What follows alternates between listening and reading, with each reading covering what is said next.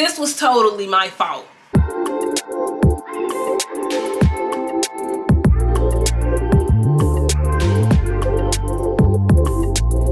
My channel. My name is Niecy J, and today I have another crazy story time for you guys. If you like crazy story times, feel free to like, share, comment, and subscribe because I have a lot of them. I have a $500 giveaway that I am doing. The only thing you have to do is subscribe to this channel and share the post on any social media platform. Screenshot me the proof of you being subscribed and you sharing the post, and you will be entered. So, senior year in high school, I met this guy on Twitter. Finally! I met this guy on Twitter and we started texting. So, we're texting, we're getting to know each other. Let's call him Tom. So me and Tom began texting. We're not really texting heavy, so I'm not gonna say like talking. We're texting and it's really like a hit or miss. Sometimes he won't respond, sometimes I won't respond, but we're just, hey, we're cool and we're just texting. I remember it never getting that deep. I got my car in high school in the 12th grade and I was a little bit rebellious. I just went listening to her set rules for the car because it's shake that ass time. Like, I don't know what you thought. And one day Tom asked if I could pull up on him. I remember this like it was yesterday because it was literally a Sunday, and I remember lying to my mama like I was going to church. I had to do what I had to do at the time. So like it was Sunday morning. I lied to my mom like I was going to church, and I went and I pulled up where Tom was. I remember getting Tom's location and just being very pleased that it was right around the street. I left and went right around the street and I pulled up on Tom. I pull up, I tell Tom that I'm outside. Behind Tom is two of his homeboys.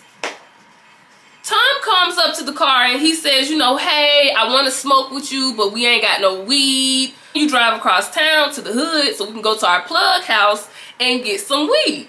Even a GPS couldn't help a bitch at this time. Like this.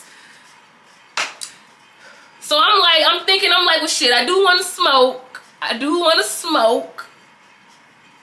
But I'm not comfortable enough driving because I don't know where the fuck I'm going.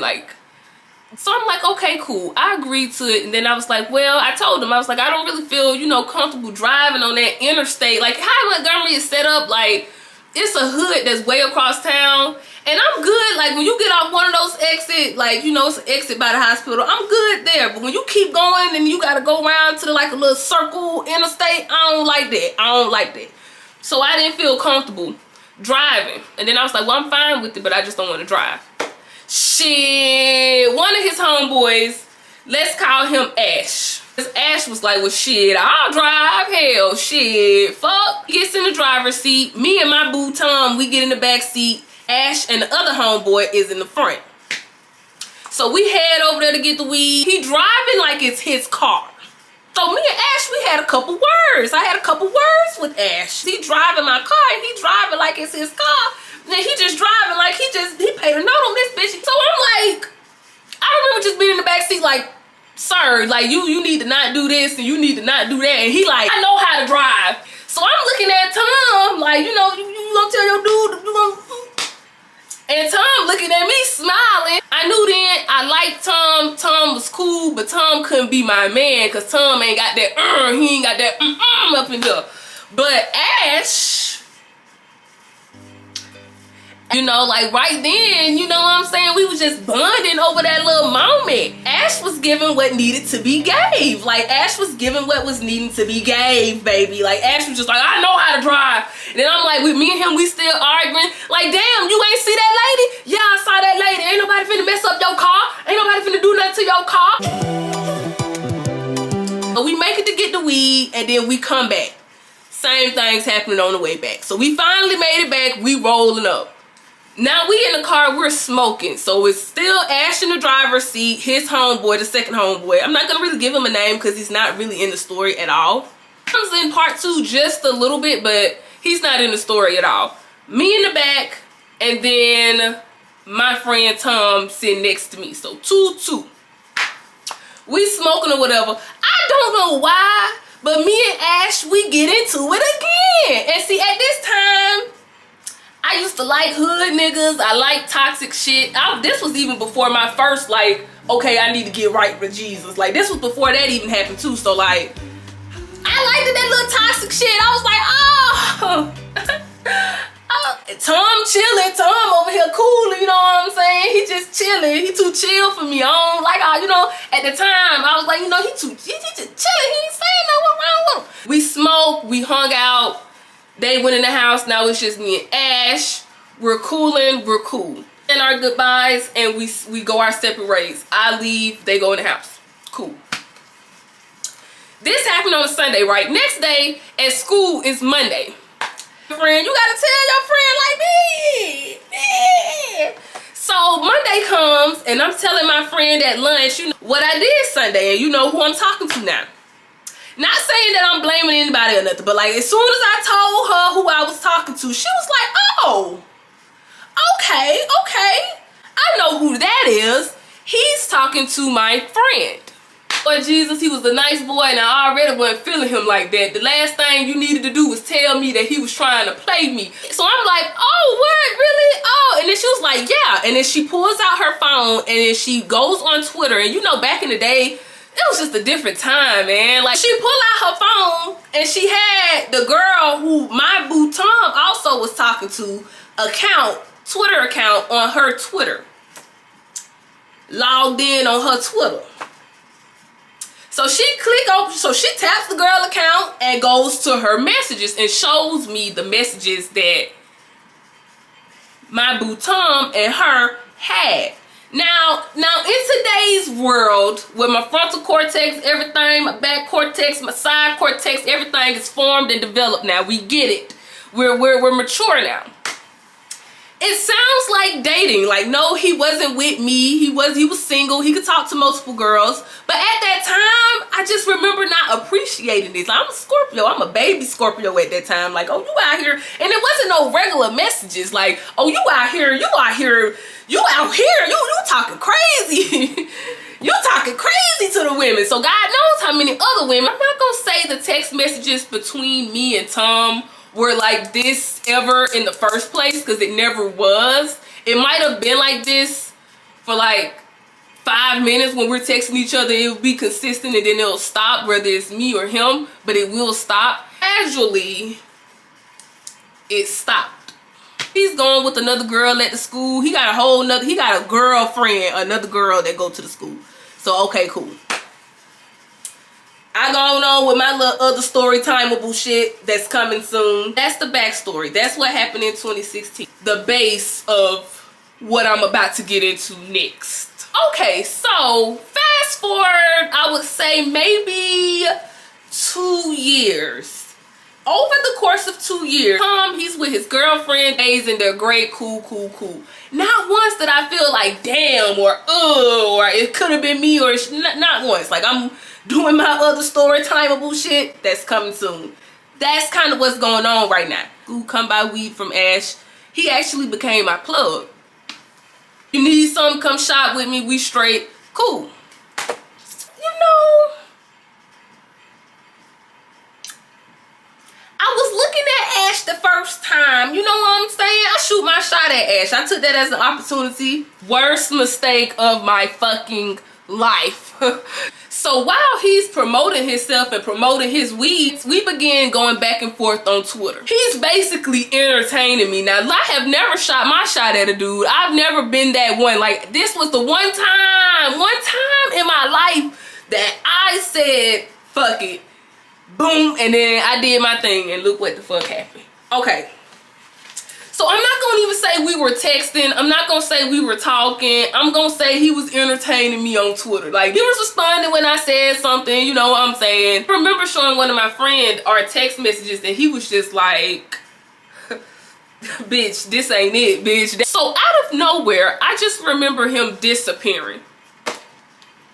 I don't know where the fuck he at. It's been a minute since I've heard from him, but now I'm getting like worried for real. Like, I know what you're thinking, Nisi, he's just not trying to talk to you. He wasn't on no social medias. He wasn't on nothing. So I knew something was wrong. take my wannabe branded, wannabe down ass and go message one of his friends. I messaged one of his friends and I'm like, hey, where is Ash? And he was like, bitch, who is you? It took a second for him to respond, but he was like, he got locked up.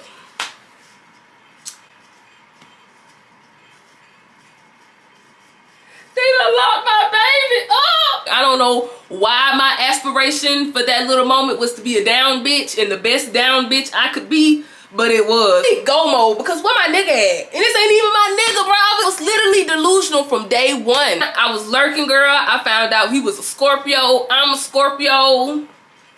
I just felt like he completed me. Like, I just felt like he was the one.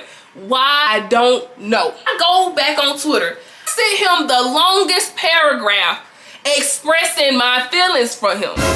Somebody had his Twitter logged into their phone, and I'm guessing one of his homeboys who had, you know, that access saw the paragraph. I had to be like, who is this bitch? Like, I get a response finally from the account giving me a number. I got the number and now I'm in contact with him while he's in prison. Immediately he asked for a cell phone. The number that was sent to me was to like a cell phone that was snuck into prison, but it wasn't his. I guess it was like another inmate or whatever, and they were all sharing it. I don't fucking know. He wanted a cell phone of his own. Now, it required me to go to Western Union and send him some money, and I just felt like that was just too many steps. I ain't never used Western Union, and if I can avoid it, I will. Like, I don't feel like going to the Walmart doing all weeks. Can I get a phone? Can I get a phone? Can I get a phone? That happened for like 3 weeks. I never did it. I never did it. I never did it. It's just that I just ain't feeling like it. So, he finally get out of jail. First person he hit up, girl, he called me asking me to go get him some clothes. The voice in my head would tell me the right answer so quick that I would go about my business to ignore it. Hell no. But then, like, he kept asking. And you know, I asked him, well, what happened to your clothes before you went to prison? And he told me somebody had robbed his sister's house where all of his stuff was at while he was locked up. Now, I'm not gonna lie. I'm sorry. Like, I'm a real bitch. I felt that. So, you know what I'm saying? So I go to the mall, I get him 2 pairs of shorts, I get him 2 shirts, and then I get him some Air Force Ones, because my boo not finna be out here looking like somebody done robbed his sister's house and took all his clothes while he was in prison. So, girl, like, my mind at the time. So he gets someone to bring him to the mall so he can get his clothes and shoes. The car, it didn't look girly. It had dark tint. It could have been a girl. How the way this story is going and how this story is fitting to go, he probably was with the girl. But he came, he got his clothes, and he left. Damn, we don't talk on the phone. I ain't never talked on the phone with him. Like, I'm noticing that because any other baby. So now we're heading to the beginning of this fucked up ass relationship, sponsorship. So the next day he calls me and asks me to pick him up from the hood, go to the hood, pick him up and take him home, which was his homeboy's apartment at the time. On the way there, he's like letting me know that he's trying to shake back and he's trying to, you know what I'm saying, get back into a better position so he could be the best man that he could be in this relationship, and he could just be the best that he could be in general. And I was there for it, and I'm here for it, because who you talking to, you must don't know. Brandy ain't got nothing on me. Like, we can do that. We can work on that. We can work on. So I dropped him off, and he lets me know he's going to need to be able to go to the hood so he can work on getting his money right and getting his money together. I take him to the hood, then I go to work. He's like, when I fucking tell you this man was going way across the fuck town to like the west side, south side of town, and I was working on the east side of town. Shit, I lived on the east side of town. I would literally drive from the east side of town to his homeboy's apartment to pick him and the homeboy up sometimes, and then take them to the south side. We were commuting like that for probably like a week or two, and he was kind of like, hey, you know, it'll be easier if you just let me get your car. And I was just like, No. Swear to God, my common sense was trying to come through so I just liked him so much and I just don't know why. He just laid it out to me where it just made sense for him to just keep the car, just drop me off at work and take the car. And eventually I let him drive my fucking car and drop me off at fucking work. Oh my God! Now some other shit has happened to my car that I'm going to definitely talk about in another story time. But at this point, my car is running hot. Radiator is fucked up because I done hit somebody. The engine is running. The engine is running hot because the radiator is fucked up. A hole in the radiator. We done tried plugging the radiator up with some plug-in shit 50 million times. It's not working. It's still running hot. Like, when it does run hot, it skips. It skips. Like, that's dead ass. That's dead ass what it used to do. And my AC was fucked up. It didn't even work, and it was the middle of the summertime. So it's the middle of the summertime, car running hot, ain't no AC, but he wanted to drive my car. So shit, sure. He used to drive around in that shit, so that's instant karma for his ass. The Nissan symbol gone off my car. It's already fucked up. Take my fucking car to the hood, park it all crazy. Somebody hit my car in the fucking hood. Did a hit and run. Now my bumper fucked up on the fucking car. Or, you know, I'ma look into it. Living at home with my mama. My car is in shambles. My life ain't even together for to be trying to help somebody else's life. I'ma die if I look different. So I did some research, and this happened around like 2017. So I was fresh out of high school, boo. This is actually like my first real boyfriend, kind of. Like, this is somebody who I'm consistently sleeping with. This is somebody I'm consistently like being with. Obviously, I'm the one with the car. So what I did was I took the extra precaution and I went and got on birth control. I had been taking the pills, but it was something about taking it every day at the same time that just didn't sit right with me. Got off the pills and got onto the depot shot in the arm. Not only did it fuck up my waistline, it fucked up my menstrual cycle. They say that it's different for everyone, but for me, and I've seen posts on Twitter and Facebook and everything that's saying that it happened to them too. That shit had me bleeding for literally the whole relationship. When I say that depot shot had my ass bleeding, they kept saying like, okay, it takes a minute for it to get into your system. It takes a minute for your body to get used to it, and then your cycle will go back to normal. Hell, some people said that they didn't even get a cycle, and I was kind of in for that too. To kind of get the finesse gears rolling, but for some guys out there, unless y'all talk game is just 100, you kind of gotta have sex with the woman. Gotta make the woman feel special. Literally having sex every day. I'm bleeding every day, we having sex every day. Full moon, half moon, crescent moon, regular moon, we having sex every day. I already liked him a lot, so hell, at a certain point, I fell in love with the boy. Like, wait a minute. Hell, of course he didn't care. You know, he was at work. And that's also going to have an importance later. So the routine is I would leave my house, go to his friend's house and get him. He'll take me to work, drop me off at work. I'll go the whole day at work. He'll come pick me up. And more than likely, we would have sex. So around lunchtime, whenever I didn't have my car, or even when I did have my car sometimes, I had this specific coworker that I was cool with. Now, I worked at a call center at the time. One of my first real job, like, you know, slacks and shit, you know.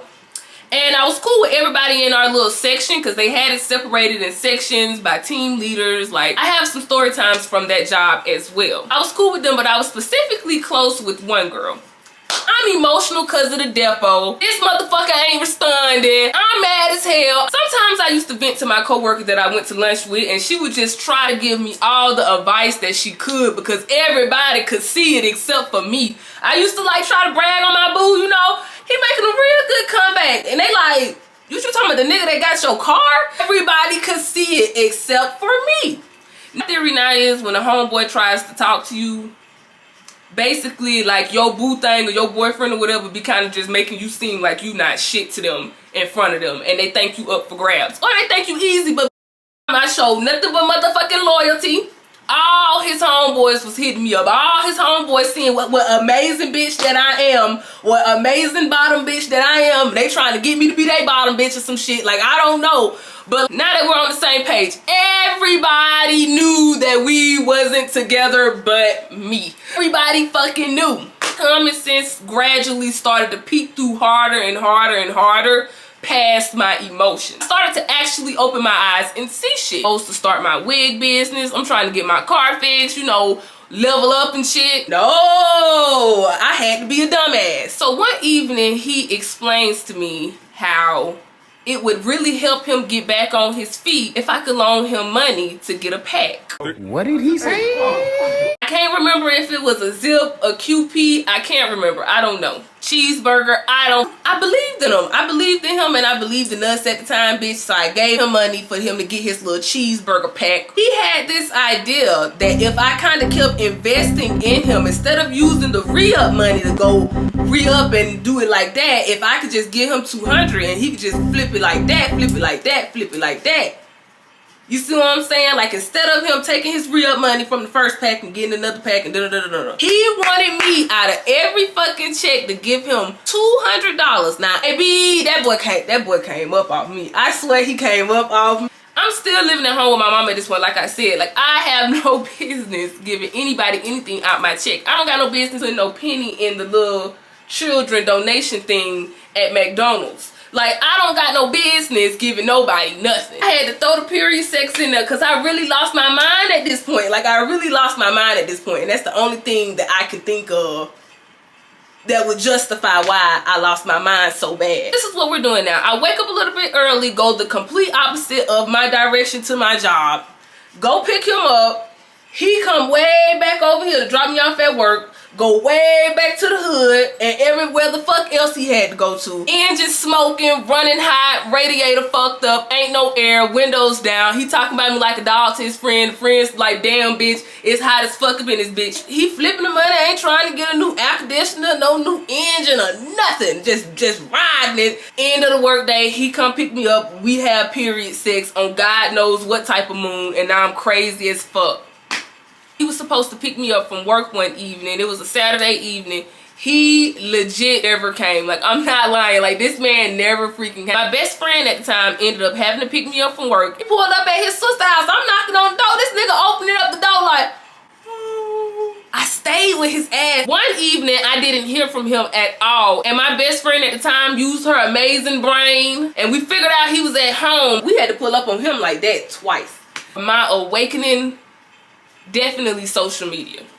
Definitely social media. On social media, his life was fucking perfect. He used to be like, hey, I'm finna host cookouts, and hey, I'm finna host a hood picnic, and hey, look at me, I look so good, I'm flashy, and hey, big wads of money, hey, out to my ear, hey. Bro, this can't be at work, carless, on my phone, seeing this nigga live his best fucking life, but I'm sitting here giving him my last motherfucking penny like a dumbass. And yeah, I kind of started getting a little, you know, gears churning in my head. Like, okay, all right now. I'm sitting here damn near miserable. I'm cramping because I'm still on my cycle for day 30. We're at $600 now. This nigga is flipping the fuck out this shit. This nigga is flipping the fuck out this shit. He don't give a fuck about me, that job, them checks. He don't give a fuck about shit no more. So now he like, yeah, bitches, bring y'all badass friends out, and yeah, come turn up. And let's be forgetting you tricking somebody right now. Oh yeah, and like after he flipped the money or whatever, I'm not sure if it was the $200 I gave him from my check or the money that he had flipped, but he ended up getting a grill. So he had a new ass grill. New everything, bitch. New everything. And I'm at the job struggling like a bitch. I wake up the next morning for work and I get on Facebook and he's on Facebook Live. Showing his ass, being the single man that deep in his heart he is. Fan base. Like, he got a nice little fan base. Nice little clout. Like, motherfuckers probably know who I'm talking about, bitch. He talking to his people on live. You know, he's talking to his supporters. He's talking to his supporters on live. This girl show up on the live, and you know, on Facebook, you can kind of watch the live without actually clicking it, because I think when you click it, that's when it say like so-and-so joined. So I'm just watching. I'm watching in the little box. I'm just watching. I see when the fucking girl comment on the live. Hey, this is Niecy from the future. So I opened up the live to make myself known, and so it can say Niecy J just joined. And once he saw my name, he ended the live. I asked him. I said, who is this woman? Oh, I don't know this girl. So I go lurking on his Facebook page. I think I found her again, and then I go on her page and I saw something and I put two and two together. It was one of them things. I told my best friend, kind of like wrote her and just was like, hey, you know, who the fuck are you? In like a proper way for this situation. She told us who she was. Guess who she was? His motherfucking girlfriend. She was his motherfucking girlfriend. You're his girlfriend. Okay. His girlfriend. I don't know if that was somebody else he was trying to finesse or like really his girlfriend. I don't know. He was so mad that I had asked that lady who she was and he went off on me. He was pissed the fuck off. He blocked me and then he went to his Facebook page and he just dragged my name through the mud. I went on somebody else's page and I saw everything he said. Like, oh, I don't even really like that bitch for real. Oh, that bitch really ugly. Oh, that bitch really fugly. Like, you got some of his little female friends, maybe cousins, you know, like people they probably grew up with. They under the comments laughing. Oh, bitch. So now we're at $600 with the money that I had gave him. Y'all know who I'm talking about? All them pictures with all that. That nigga flipped the shit out that money. I'm not gonna lie. That nigga flipped the shit out that money. I don't know how much money it was at this point, but he basically had me under the impression that he was saving it for the outcome of our Beyonce and Jay-Z relationship. Like, I be the lights that keep the streets on. Like, that's what he was supposed to be doing with the money. At this point, I want my money back. Like, even if it's just the $600, like, even as a decent person, you could have just gave me my $600 back. Okay. So at this point, I just want my money back. Like, just give me my $600 back, bro. Like, as a real nigga, as a man. Just give me my $600 back and I'm gonna be out your motherfucking life, or at least that'll somewhat start off the healing process, bitch. Cause where my money? Like, this ain't what I invested in. He tells me, oh, it's at my grandma's house, but she's out of town, so I'm gonna have to wait till she get back in town. We're in Montgomery. His grandmama was out of town in Prattville. Like 20 minutes away. Now 2-3 days done passed. 2 or 3 days done passed. And I'm like, is she back in town yet? And then he's like, nope, she's still not. I don't know what the fuck I did this for, but I called his right hand man in hopes of assistance on my behalf. I don't know. It was just a whole clusterfuck of just dumb shit. Heard and felt the genuineness in his voice. He did feel bad for me. He felt very sad for me, like, you poor little girl. But that money is gone. He knew and I knew it. He was like, well, I'm gonna call Ash. I'm gonna see what we can do. See what we can do. Learned from a previous situation that happened that I'm gonna tell y'all about to always keep my screenshots. Always keep my proof. Always keep my receipts. So I had my receipts of him doing the finessing. Of him begging and lying and shit. Like, ha ha ha, this a begging ass nigga. Nobody felt sorry for my ass. You want to talk about not protecting black women? When I say nobody felt bad for my ass at all, everybody was just like, okay, bitch, and that's what you get. Oh, you paying for dick? Ah! Bitch, I was in love with that man. I was really trying to do that. Like, I was really trying to do something with bro. Like, it took me a long. This happened like 2017. I didn't get over that situation until like 2019. The way I got over it, it was something very hard to do. And that's where Tom came in at. So stick around for part 2.